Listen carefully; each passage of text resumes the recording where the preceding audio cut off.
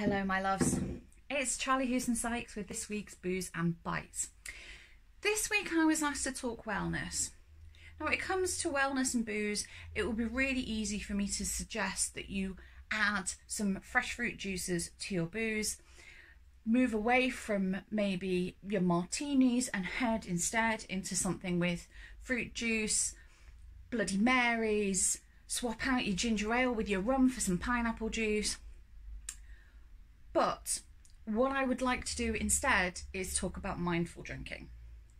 So I don't know if any of you remember the last recession, but we kind of moved away from drinking in quantity, it's going out the weekend and getting completely hammered, into drinking quality. We didn't have that much money, so we wanted to invest it properly in stuff that we really like to drink and we really enjoy. And that's actually, in a weird way, part of mindful drinking. It's thinking about what you're drinking, how you're drinking it, what is it bringing to you? Do you love that couple of glasses of wine on a Friday night? That's all you need, you're sorted. Or are you finding that every time you go to the recycle bin, it's getting a little full in there? Given the situation that we're in, lockdown 3.0, it's really easy to lean on that crutch, and I would not tell you to do either thing.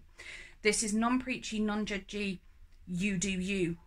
But the new year is a good time to have a look at it and have a look at what you're drinking and when you're drinking.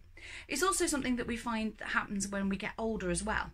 We tend to find that we want to invest in our drinks rather than just spending a couple of quid on a couple of cans from the offie down the road. So things to consider.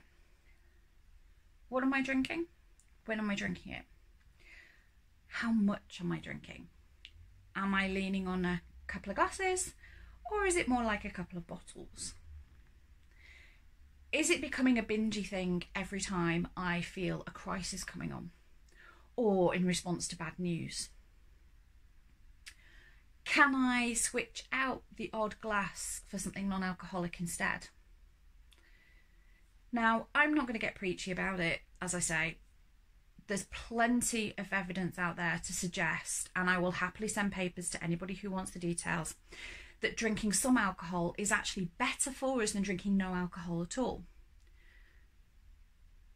But given the situation we're in, the stresses we're in, maybe it's time we all have a little look at that liquor cabinet and see what's in it and what's left at the end of the week.